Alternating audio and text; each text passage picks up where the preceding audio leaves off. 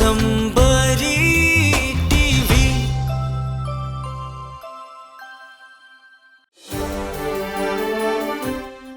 आज हामी संविधान संशोधनको अत्यन्त महत्त्वपूर्ण र संवेदनशील विषयमा निर्णय गर्नको लागि संसदको यो गरिमामय सदनमा उपस्थित भएका छौँ। केही वर्षदेखि मुख्यतः नेपालमा शान्ति र परिवर्तनको एउटा नयाँ युगलाई जन्म दिने प्रक्रियामा नेपाली जनताले, नेपालका राजनीतिक दलहरू र नेताहरूले एउटा नयाँ संस्कृति र परम्पराको विकास गरेका छन्। त्यो हो राष्ट्रिय महत्त्वका, ऐतिहासिक महत्त्वका र दूरगामी महत्त्वका विषयहरूमा सहमति र समझदारीबाट अगाडि जाने, राष्ट्रलाई निकास दिने र गति दिने यो एउटा नयाँ संस्कृतिको रूपमा नै विकास भएर आएको छ। हामीले विगतमा शान्ति प्रक्रियाको सन्दर्भमा, संविधान निर्माण प्रक्रियाको सन्दर्भमा होस् या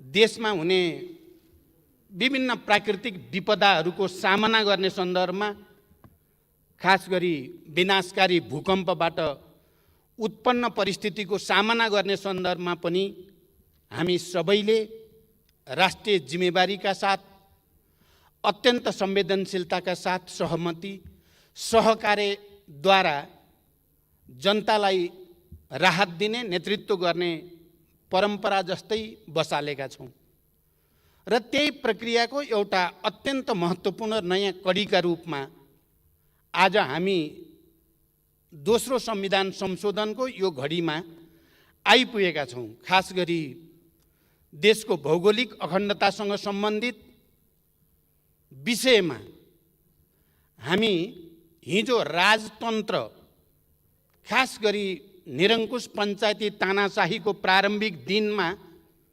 राजतन्त्रले गुमाएको भूमि गणतन्त्रले फिर्ता लिने ठाउँमा हामी आइपुगेका छौँ र त्यो गर्वको साथ राजतन्त्रले गुमायो, गणतन्त्रले लिँदैछ। त्यो ऐतिहासिक गौरव हाम्रो यो सदनलाई प्राप्त हुँदैछ र हामी त्यो प्रक्रियाको नयाँ कडीको रूपमा संविधान संशोधनको यो प्रक्रियामा उपस्थित छौँ। म पनि आम नेपाली जनतासँगै, नेपालका सबै राजनीतिक दलहरूसँगै, नागरिक समाजसँगै म गर्व व्यक्त गर्न चाहन्छु, सबैसँग एकैबद्धता प्रकट गर्न चाहन्छु र हामीले यो समस्याको समाधान पनि, मलाई विश्वास छ, हामी यसको अन्तिम निर्णयमा पुग्ने बेलासम्म जसरी यो विषयमा हामी प्रस्ताव प्रस्तुत गर्दा सर्वसम्मति हामीले जनाएका छौँ, निर्णयमा पनि सर्वसम्मति हुने विश्वास पनि म व्यक्त गर्न चाहन्छु र यो राष्ट्रिय एकताको निम्ति यो सम्मानित सदनका सबै प्रतिनिधित्व गर्ने राजनीतिक दल, नेताहरू र माननीय सदस्यहरू प्रति हार्दिक धन्यवाद मेरो दलको तर्फबाट र मेरो तर्फबाट व्यक्त गर्न चाहन्छु र आउने दिनमा पनि हामीले ठुलो सङ्घर्ष र बलिदानपछि प्राप्त गरेको सङ्घीय लोकतान्त्रिक गणतन्त्रलाई सुदृढ गर्ने, यसको मार्फतबाट जनतालाई सुशासन, विकास र समृद्धिको नयाँ युगतिर लैजाने कुरामा हामीलाई राष्ट्रिय एकताको भावना अनुसार नै सफलता प्राप्त हुनेछ भनेर विश्वास र कामना पनि व्यक्त गर्न चाहन्छु। मैले अहिले यो विषयमा धेरै लामो कुरा गर्नुभन्दा पनि म के भन्न चाहन्छु भने नेपालको राजनीतिक परिवर्तनको ऐतिहासिक प्रक्रियामा हामीले दुईटा मूलभूत चुनौतीहरूको सामना गर्नु थियो। नेपाली जनताले, नेपालको राजनीतिक आन्दोलनले एकातिर सामन्ती निरङ्कुश तन्त्र र त्यसद्वारा जन्माइएका आर्थिक, राजनीतिक, सामाजिक, सांस्कृतिक विसङ्गतिहरूका विरुद्ध लड्नु थियो हामीले र त्यसको ठाउँमा लोकतन्त्र जनतन्त्र, जनवाद जे भने पनि लोकतन्त्र हामीले स्थापित गर्ने एउटा चुनौती थियो र लामो समयदेखि, खास गरी राणाशाही विरोधी आन्दोलनको बेलादेखि हामी जनयुद्ध र जनआन्दोलन हुँदै शान्ति प्रक्रिया 62-63 आन्दोलनसम्म आउँदा हामीले त्यो लडाइँमा आधारभूत विजय प्राप्त गरेकै हो। नेपाली जनताले त्यो लडाइँमा विजय प्राप्त गर्यो र नेपाल गणतन्त्रको नयाँ युगमा, लोकतन्त्रको नयाँ युगमा, सङ्घीयता समावेशिताको नयाँ युगमा पदार्पण गर्यो। र नेपाली जनताको अगाडि र हामी सबैको अगाडि अर्को एउटा मुद्दा भनेको राष्ट्रिय स्वाधीनतालाई सुदृढ गर्नु, हाम्रो भौगोलिक अखण्डतालाई रक्षा र सुदृढ गर्नु र सबै खाले वैदेशिक दबाव हस्तक्षेपबाट उन्मुक्त नेपाल निर्माण गर्ने दायित्व पनि नेपाली जनताको समूह इतिहासले सुम्पिएको एउटा गहन र दूरगामी जिम्मेवारी थियो। मलाई लाग्छ आज हामी जे निर्णय गर्न जाँदैछौँ त्यही दोस्रो ऐतिहासिक मुद्दालाई फैसला गर्ने, दोस्रो ऐतिहासिक चुनौतीको सामना गर्ने र नेपालको राष्ट्रिय स्वाधीनतालाई सुदृढ गर्ने, भौगोलिक अखण्डतालाई सुदृढ गर्ने एउटा महान अभियानकै क्रममा हामी यहाँ आइपुगेका छौँ। यहाँ अस्ति सम्माननीय प्रधानमन्त्रीले रोस्टमबाट बोल्दै गर्दा यो विषय कुनै पार्टी विशेषको मात्रै विषय होइन, कुनै नेता विशेषको मात्रै विषय होइन, यहाँ सदनमा भएका सबै राजनीतिक दलहरूको विषय हो र त्यतिको मात्रै पनि होइन, यो आम नेपाली जनताको पनि विषय हो। त्यसकारण यसमा कसैले जस लिने या अपजस दिने भन्दा पनि यो ऐतिहासिक महाअभियानलाई सफल पार्ने लामो समयदेखि नेपाली जनताले गर्दै आएको प्रयत्नको केन्द्रीकृत अभिव्यक्तिको रूपमा, किनकि लामो समयदेखि यो सङ्घर्ष बहस चल्दै आएको थियो र त्यो बहसको एउटा केन्द्रीकरणको रूपमा अहिले यहाँ आइपुग्दा हामी देशको गुमेको भूभाग फिर्ता लिने प्रक्रियाको एउटा नयाँ चरणमा हामी आइपुगेका हौँ। आज यो विषयलाई, यति संवेदनशील गम्भीर राष्ट्रिय विषयलाई सहमति बनाउँदै, किनकि बीचबीचमा हामी सबैलाई थाहा छ सर्वदलीय बैठकहरू बस्दै सहमतिको निम्ति प्रयासहरू गर्दै र यो विषयको गम्भीरता र जिम्मेवारी र संवेदनशीलता अनुसार नै राष्ट्रिय समझदारी बनाउँदै अहिले सरकारले यसलाई संविधान संशोधनद्वारा हाम्रो नक्सा जसरी संविधानमा लोगोको रूपमा, प्रतीकको रूपमा इङ्गित छ, त्यसलाई सच्याउने पहल कदमी जो गर्यो त्यसको लागि म सम्माननीय प्रधानमन्त्री नेपाल सरकारलाई विशेष धन्यवाद भन्न चाहन्छु र यसमा साथ दिने सबै राजनीतिक दलहरू, नागरिक समाज र आम नेपाली जनतालाई पनि म हृदयदेखि आभार प्रकट गर्न चाहन्छु, बधाई भन्न चाहन्छु र धन्यवाद भन्न चाहन्छु। किनकि यो हामी सबैको सामूहिक विवेकको प्रतिफल हो। यो कुनै व्यक्ति विशेषको मात्रै मुद्दा पनि होइन, व्यक्ति विशेषले मात्रै गरेर हुने कुरा पनि होइन। मैले केही समय पहिले मात्रै यो विषय, खास गरी नेपालको नक्सासँग सम्बन्धित विषय सदनमा सरकारले दर्ता गरिसकेपछि, संशोधन प्रस्ताव दर्ता गरिसकेपछि मैले प्रधानमन्त्रीजीलाई विशेष सुझाव दिन आवश्यक ठाने र म बालुवाटार गएको थिएँ। म प्रधानमन्त्रीलाई यही भन्न कि यो विषय धेरै गम्भीर छ, संवेदनशील पनि छ, राष्ट्रिय महत्त्वको छ, दूरगामी छ। त्यसकारण देशका सबै राष्ट्रिय राजनीतिक दलहरूको बीचमा गम्भीर अन्तर्क्रिया, संवाद, छलफल जरुरी छ र एउटा राष्ट्रिय सहमति बनाएर मात्रै यस्ता मुद्दाहरूलाई एउटा टुङ्गोमा पुर्याउन उचित हुन्छ भन्ने सुझाव दिन म गएको थिएँ।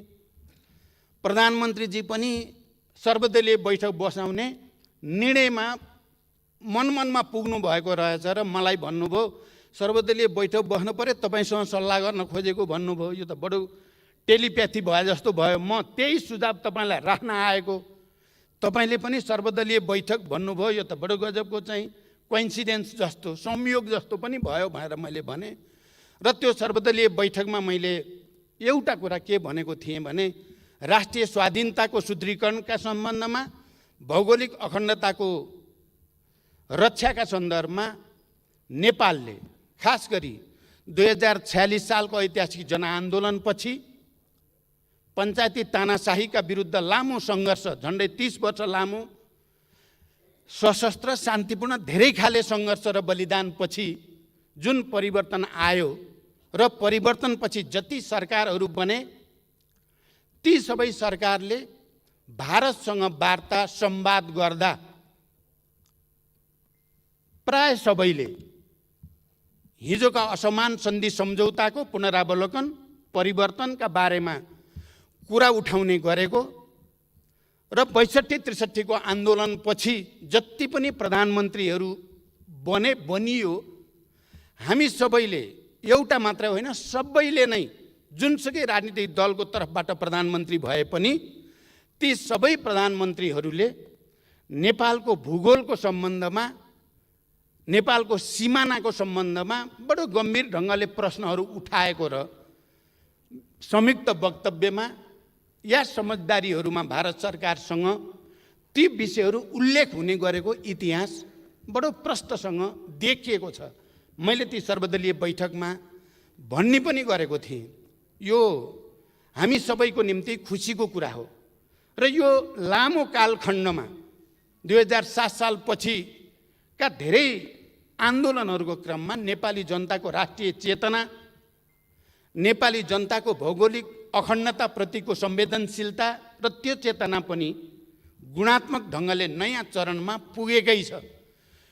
यो सबैको प्रतिफल नै हो कि हामी आज हाम्रो गुमेको भूमि फिर्ता लिने, त्यसको दाबी प्रस्तुत गर्ने र त्यसको निम्ति भारत सरकारसँग नयाँ सिराबाट संवाद गर्ने, वार्ता गर्ने, राजनीतिक तहमा, कूटनैतिक तहमा वार्ता र संवाद गरेर यो समस्यालाई वान्स एन्ड फर अल सधैँका निम्ति समाधान गर्ने एउटा सङ्कल्प हामीले लिएका छौँ। त्यसो भएको हुनाले पछिल्लो चरणमा जति पनि भारत सरकारसँग नेपालका सरकारहरूको, प्रधानमन्त्रीहरूको वार्ताहरू भए ती सबैमा खास गरी कालापानी क्षेत्र, त्यो लिम्पियाधुरा, लिपुलेक र कालापानी क्षेत्र र सुस्ताको क्षेत्र, भूगोल, यसलाई विवादित क्षेत्र हुन् र यसलाई वार्ता र संवादको माध्यमबाट यी विवादित क्षेत्रको समस्या समाधान गर्नुपर्दछ भन्ने कुरामा नेपाल र भारत दुवैको सहमति बन्दै पनि आएको हो र त्यसलाई विवादित क्षेत्रको रूपमा उल्लेख गरिएको छ, स्थापित गरिएको छ। त्यहाँ भारतले पनि र नेपालले पनि कुनै विमति राखेका छैनन्। कालापानी क्षेत्र विवादमा छ भन्ने कुरा र सुस्ता पनि विवादमा छ भन्ने कुरा भारत सरकारले समेत स्वीकार गरेको तथ्य हो। मैले प्रकारान्तरले कश्मीर सम्बन्धी मुद्दाका सन्दर्भमा भारतले नयाँ नक्सा जारी गर्यो र मैले के ठान्छु भने भारत सरकारले सम्भवतः कश्मीर इस्युमा लामो समयदेखि रहेको आफ्नो आन्तरिक समस्यालाई समाधान गर्ने उपायको रूपमा सम्भवतः नयाँ नक्सा प्रकाशित गरेको थियो। उसको चाहिँ चाहना नेपाललाई जिस्क्याउनु थिएन होला। उनीहरूको चाहिँ चाहना भनेको कश्मीरसँग सम्बन्धित इस्युमा आफूले गरेको निर्णय, भारत सरकारले गरेको निर्णयलाई स्थापित गर्ने थियो होला। तर प्रकारान्तरले त्यसले हामी सबैलाई झकझक्यायो। त्यो नक्सा आफ्नो ढङ्गले भारतले प्रकाशित गर्नु नयाँ नक्सा र विवादमा छ भनेको भूमिलाई पनि भारतले आफ्नै नक्सामा समेट्नु, किनकि पटक पटक यो विषय विवादित छ भनेर भनिसकेको सन्दर्भमा या त त्यो भूगोललाई समेट्दा नेपाल सरकारसँग पनि संवाद गरेर के गर्ने भनेको भए त्यसले समस्या समाधानको एउटा नयाँ बाटो खोल्न पनि सक्थ्यो। किनकि यो कुरा स्वीकारिएको तथ्य हो कि कालापानी र सुस्ता, किनकि पटक पटक म पनि प्रधानमन्त्रीको हैसियतले भारत भ्रमणमा जाँदा, चाहे त्यो सन् 1950 को सन्धिको सन्दर्भ होस् या कालापानी क्षेत्र र सुस्ता क्षेत्रसँग सम्बन्धित सीमा सम्बन्धी विवादको कुरा होस्, उठेकै थियो, उठाइएकै थियो र यो विवादलाई दुवै देशको सचिव स्तरीय जोइन्ट कमिटी मार्फत समाधान गर्ने भनेर त्यो प्रक्रियाको थालनी पनि हुँदै आएको थियो।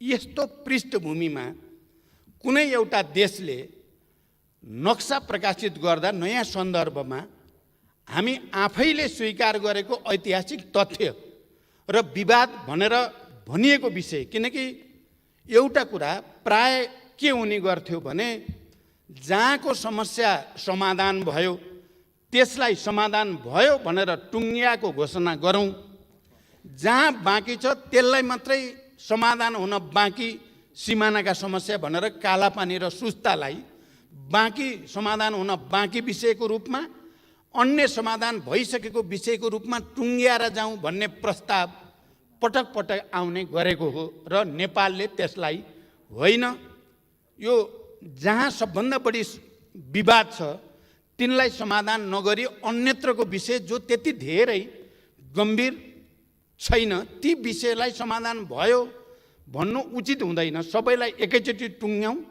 र एकैचोटि समाधान भएको घोषणा गरौँ भन्ने नेपालको हामी सबैको अडान रहँदै आएको हो। त्यो तथ्य पनि म यो सम्मानित सदनलाई जानकारी गराउन चाहन्छु। जे भए पनि भारतले त्यो नक्सा प्रकाशित गरिसकेपछि हामीहरूको अगाडि एउटा सवाल त खडा भयो, नेपालले पनि नक्सा प्रकाशित गर्ने या नगर्ने। सौभाग्यवश भनौँ या संयोगवश भनौँ, त्यति नै बेला हाम्रो दल, हाम्रो पार्टी नेपाल कम्युनिस्ट पार्टीमा एउटा सचिवालयको बैठकमा मलाई अध्यक्ष पनि अलि कार्यकारी भूमिका बढाउने भनेर भनिएको सन्दर्भ थियो र मैले स्थायी समितिको बैठकको नेतृत्व मङ्सिरको अन्त्य र पुसको पहिलो हप्तामा गरेको थिएँ। त्यो बैठकबाट र त्यसपछि माघमा दोस्रो बैठक केन्द्रीय समितिकै बैठक गरिएको थियो। त्यो बैठकबाट हामीले पार्टीको तर्फबाट हाम्रो नक्सा पनि प्रकाशित गरिनु पर्दछ।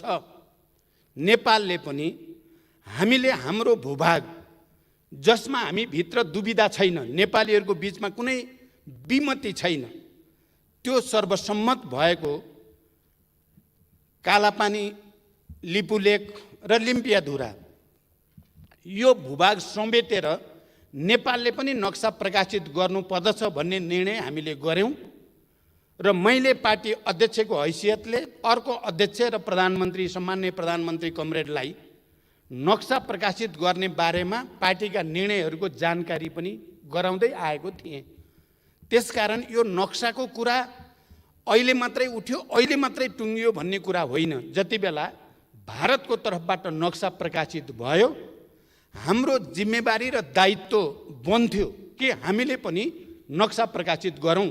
हाम्रो ऐतिहासिक भूभाग समेटिएको सुगौली सन्धिद्वारा निर्धारित सिमानालाई समेटेर हामीले नक्सा प्रकाशित गर्ने कुरामा लागिराखेका थियौँ। अहिले प्रधानमन्त्रीजीले भनिराख्नु भएको छ, हामी त्यति बेलादेखि नै यो प्रक्रियाको तयारीमा चाहिँ लागेका थियौँ र मैले सर्वदलीय बैठकमा नि भनेको थिएँ। आज म सभामुख महोदय यो सम्मानित सदनलाई पनि प्रश्न गर्न चाहन्छु कि सर्वदलीय बैठकको बेलामा पनि हामीले नक्सा प्रकाशित गर्नुको साथसाथै भारतसँग वार्ताको निम्ति, संवादको निम्ति पहल बढाएर लानुपर्ने हुन्छ। मैले प्रधानमन्त्रीजीले ड्राफ्ट गरेको डिप्लोमेटिक नोट मलाई पनि पढ्ने अवसर प्राप्त भयो। प्रधानमन्त्रीजी र मैले सँगै पनि त्यसलाई हेऱ्यौँ। त्यो बडो जिम्मेवारपूर्ण भाषामा स्ट्रङली वार्ताको निम्ति अपिल गरिएको छ र त्यो वार्ता प्रधानमन्त्री लेभलमा त राजनैतिक खालको वार्ता हुन सक्छ, तर हाम्रो जोइन्ट कमिटी लेभलमा चाहिँ फेरि गम्भीर वार्ता गरेर यो समस्या समाधान गर्नुपर्छ भनेरै लेखिएको थियो र मलाई विश्वास थियो छिटै वार्ता हुन्छ। र नक्सा प्रकाशित गर्नुभन्दा अगाडि नै वार्ता भएर समस्याको समाधान भयो भने त्यो धेरै राम्रो कुरा हो। कहीँ न कहीँ त्यसका विभिन्न विकल्पहरूमाथि छलफल सुरु भयो भने पनि त्यो ऐतिहासिक कुरा नै हुन्छ भन्ने मेरो विश्वास पनि थियो। तर वार्ताको प्रक्रिया चाहिँ अगाडि बढ्न सकेन। मैले पटक पटक पठाइएका चिठीहरूको बारेमा पनि सरकारबाट जानकारी पाइरहेकै थिएँ, तर वार्ताको प्रक्रिया सुरु हुन सकेन। र बरु उल्टै भारतको एकजना जिम्मेवार नेता र सरकारका जिम्मेवार मन्त्रीबाट त्यही विवादित भनिएको भूमिबाट जाने गरी बाटो निर्माणको उद्घाटन भयो। त्यो उद्घाटन पनि लकडाउनको बेलामा। त्यो वार्ताको बारेमा नेपालले प्रस्ताव अगाडि बढाइरहेकै थियो। त्यसको बारेमा सकारात्मक पहल र त्यसको निम्ति तत्परता प्रदर्शन गर्नुको सट्टा झन् उल्टै त्यही भूमि छिरेर मानसरोवरसम्म जाने बाटोको उद्घाटन गरिदिँदा हामी सबैलाई अझ बढी उद्वेलित, अझ बढी तरङ्गित र आम नेपालीहरूको राष्ट्रिय भावनालाई त्यसले अलिअलि चुनौती दिए जस्तो पनि, अलिकति उद्वेलित बनाए जस्तो पनि हामी सबैलाई महसुस भयो नै। त्यसकारण मैले सर्वदलीय बैठकमा पनि भनेको थिएँ र आज म यो सम्मानित सदनलाई पनि भन्न चाहन्छु, प्रकारान्तरले त्यो नक्सा प्रकाशित गरेर र त्यो बाटो उद्घाटन गरेर भारतले हामी नेपालीहरूलाई एकताबद्ध हुन, आफ्नो गुमेको जमिन फिर्ता लिनको लागि अगाडि बढ्न नकारात्मक रूपले जो चुनौती दियो, म त्यसको लागि ती मन्त्रीहरू भारतका र ती नेताहरूलाई धन्यवाद पनि भन्न चाहन्छु। इतिहासको जिम्मेवारी पुरा गर्नको लागि हामीलाई घचघच्याउनु भयो तपाईँहरूले। तपाईँहरूले त्यसो नगरेको भए हामी त अलि अर्कै तरिकाले समस्या समाधान गर्न चाहेका थियौँ। वार्ता संवादकै बाटोबाट नै यो समस्याको समाधान होस् भन्ने चाहेका थियौँ। तर आज हामी संविधान संशोधनको यो घडीसम्म आइपुगेका छौँ। यसको के अर्थ होइन भने र हुन हुँदैन भने हामी फेरि भारतसँग कुनै खालको दुश्मनी चाहेका छौँ त भन्दा बिल्कुल छैनौँ। हामी भारतसँग फेरि पनि यो समस्याको शान्तिपूर्ण कूटनैतिक र राजनीतिक संवादको माध्यमबाट समस्याको समाधान चाहन्छौँ। मलाई लाग्छ नेपाल सरकारले पनि र हामी कसैले पनि यो मुद्दालाई अनावश्यक प्रोभोकेसन गरेर समाधान नहुने दिशातिर लैजान चाहेका छैनौँ। बरु यसलाई एकपटक र सधैँका निम्ति समाधान गर्ने उपायको हामी खोजीमा छौँ। हामी राजनीतिक नेतृत्वमा भएका पार्टीका नेताहरू सबै गम्भीर छौँ। यो परिस्थिति नआइदिएको भए हुन्थ्यो। यो परिस्थिति आउनुभन्दा अगाडि नै वार्ता र संवादबाट समस्याको समाधान गर्न सक्नु पाएको भए हुन्थ्यो। हाम्रो तर्फबाट हामीले प्रयास नगरेको होइन। हाम्रो तर्फबाट हामीले अधिकतम प्रयास अन्तिम समयसम्म पनि गरेकै छौँ। आज संविधान संशोधन मार्फत हामीले संविधानमा यो लोगोलाई अहिले नयाँ नक्सा अनुसार अपग्रेड गरे पनि, संशोधन गरे पनि हामी भारत सरकारसँग फेरि पनि विनम्रतापूर्वक आग्रह गर्न चाहन्छौँ। हामी मित्रता चाहेका छौँ। हामी असल छिमेकीको एउटा नयाँ सम्बन्धको युगतिर लान चाहेका छौँ। हामी विकास र समृद्धिको नयाँ युगतिर नेपाललाई लान चाहेका छौँ र यसमा भारतको मैत्री र सहयोग अपरिहार्य छ।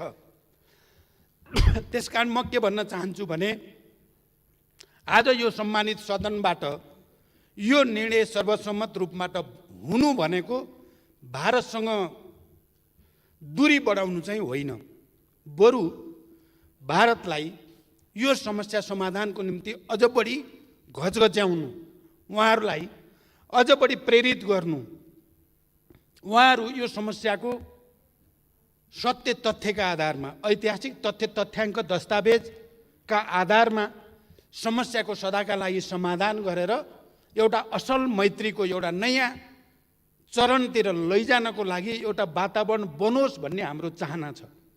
म नेकपाको तर्फबाट यो कुरो बडो प्रष्ट भाषामा भन्न चाहन्छु। हामी हाम्रा छिमेकीहरूसँग, भारतसँग, चीनसँग एउटा सुमधुर मैत्री सम्बन्ध, सन्तुलित र हाम्रो स्वतन्त्र असंलग्न परराष्ट्र नीति अनुसारको एउटा नयाँ सम्बन्ध विकास गरेर हामी नेपाली जनताको समृद्धि र विकासको आकाङ्क्षालाई सम्बोधन गर्न चाहेका छौँ।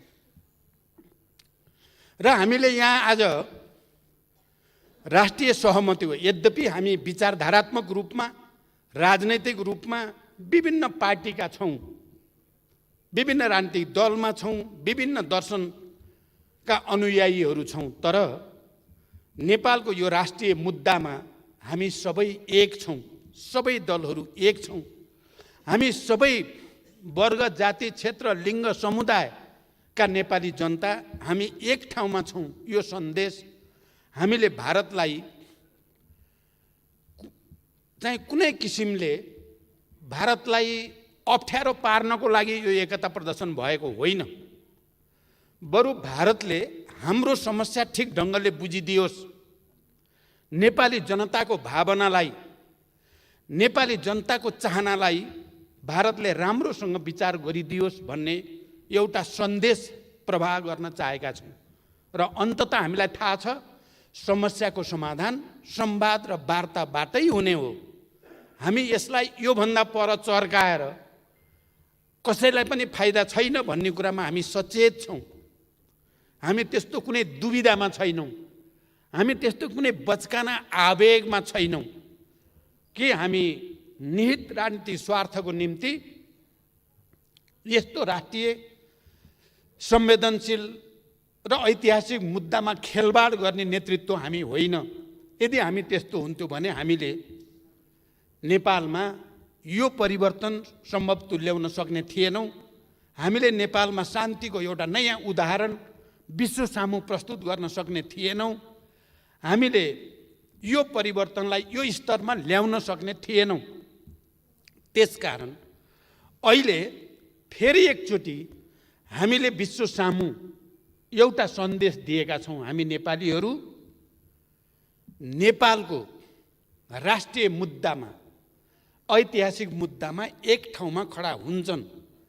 हिजो पनि हामीले त्यो साबित गरेका हौँ, आज पनि हामीले त्यो साबित गरेका छौँ र मलाई विश्वास छ भोलि पनि हामी राष्ट्रिय मुद्दामा एकजुट भएर नै विश्वलाई एउटा सन्देश दिइराख्नेछौँ। म भारतको सरकार, त्यहाँका राजनीतिक नेताहरू, राजनीतिक दलहरू, त्यहाँका बुद्धिजीवी, त्यहाँका पत्रकारहरूलाई पनि नेपाली जनताको यो भावना र संवेदनशीलतालाई गम्भीरतापूर्वक लिइदिन म हार्दिक रूपले आग्रह गर्न चाहन्छु। हामी योभन्दा बढी यो विषय नतन्कियोस्, बरु यो बिन्दुबाट वार्ता संवादको एउटा नयाँ युगको सूत्रपात होस् र त्यसले हाम्रा बीचमा भएका समस्याहरूलाई स्थायी रूपले समाधान गर्ने एउटा वातावरण बनोस् भन्ने हाम्रो चाहनालाई म व्यक्त गर्न चाहन्छु। मलाई आज यति बोल्दै गर्दा विशेष गर्वको महसुस भएको छ, किनकि हामीले 12 बुँदे समझदारीदेखि शान्ति सम्झौतासम्म आउँदा जुन राजनीतिक संस्कार हामीले सूत्रपात गर्यौं त्यो र भूकम्पको बेलामा हामीले जे भन्यौं र गर्यौं, त्यो संविधान बनाउने बेलामा हामीले जे भन्यौं र गर्यौं त्यो सबै, र अहिले यो विषयमा हामीले जुन एकता प्रदर्शन गरे यो सबैले नेपाली कल्चर, नेपालको मनोविज्ञान, नेपाली भावना, नेपाली चेतनालाई अभिव्यक्त गरेको छ। मैले यो सदनमा आउँदै गर्दा बाटोमा मेरो स्टाफ साथीले भन्नुभयो, कोहीले भनेका छन् रे, लौ पार्टीहरूले त देश बचाउन सक्ने भएनन्, अब फेरि सामन्तहरू नै आउन पर्यो भनेर पनि प्लेकार्ड बोकेका छन् अरे भनेर सुनाउनु भयो मलाई। मैले त्यसो भएर आज सुरुमै भने राजतन्त्रले गुमाएको जमिन गणतन्त्रले फिर्ता ल्याउँदैछ, खबरदार। नेपाली जनतालाई भ्रमित गर्ने कहीँ कतैबाट कुत्सित प्रयास नहोस्। आज 21औं शताब्दीमा ठुलो सङ्घर्ष र बलिदानबाट खारिएर आएको नेपाली जनता कसैको भ्रमको पछि लाग्ने छैनन्। बरु राष्ट्रिय एकताको साथ हामी यो मुद्दालाई पनि र अहिलेको कोरोना महामारी जो विश्वव्यापी रूपमा देखा परेको छ त्यसको पनि राष्ट्रिय सहमतिको साथै सामना गरेर हामीले देखाउने छौँ। मलाई शान्ति सम्झौताको एउटा हस्ताक्षरकर्ताको हैसियतले 7 दलको तर्फबाट तत्कालीन प्रधानमन्त्री गिरिजाप्रसाद कोइराला र मैले यसै हलमा हस्ताक्षर गरेका थियौँ। त्यो दिन पनि मैले सम्झिन चाहन्छु। र सुशील कोइराला प्रधानमन्त्री हुँदा मैले अपोजिसन लिडरको हैसियतमा यसै रोस्टमबाट उठेर म अब अपोजिसनको भूमिकामा रहन्न, तपाईँ अगाडि बढ्नुहोस्, यो भूकम्पको त्रासदीबाट नेपाली जनतालाई राहत दिन हामी एक छौँ, एक हुनेछौँ भनेर मैले यहीँबाट अपिल गरेको थिएँ। आज यो राष्ट्रिय मुद्दामा पनि म त्यही एकताको निम्ति सबैसँग अपिल गर्न चाहन्छु। धमिलो पानीमा माछा मार्ने हामी कसैले पनि प्रयास नगरौँ, राष्ट्रिय मुद्दामा राष्ट्रिय गम्भीरता प्रदर्शन गरौँ भन्न चाहन्छु। कोरोनाका विरुद्धको सङ्घर्षमा पनि मैले सुरुदेखि भनेको छु। यद्यपि कतिपय बेला मेरा भनाइहरूलाई ठिक ढङ्गले बुझिएन कि भन्ने मलाई महसुस हुने गर्दछ। सबै राजनीतिक दलहरू, नागरिक समाज, पत्रकार, बुद्धिजीवी सम्मिलित प्रधानमन्त्रीको नेतृत्वमा एउटा संरचना बनाएर गइयो भने र अनि सङ्घीय सरकार, प्रादेशिक सरकार र स्थानीय सरकारको राम्रो कोअर्डिनेसनमा गयौँ भने सायद यो समस्याको हामीले ठिक ढङ्गले सामना गर्न सकिन्छ भन्न खोजेको थिएँ मैले। तर मेरो भनाइलाई सायद ठिक ढङ्गले मैले बुझाउन सकिनँ। म फेरि पनि भन्छु, आज देशको अगाडि जे जति समस्या र चुनौतीहरू छन् तिनको समाधान राष्ट्रिय सहमति बाहेक अर्को हुन सक्दैन। त्यही राष्ट्रिय सहमतिको निम्ति फेरि एकचोटि सबैसँग अपिल गर्दै सभामुख महोदय म बिदा हुन चाहन्छु। धन्यवाद। माननीय श्री शेरबहादुर देउबा।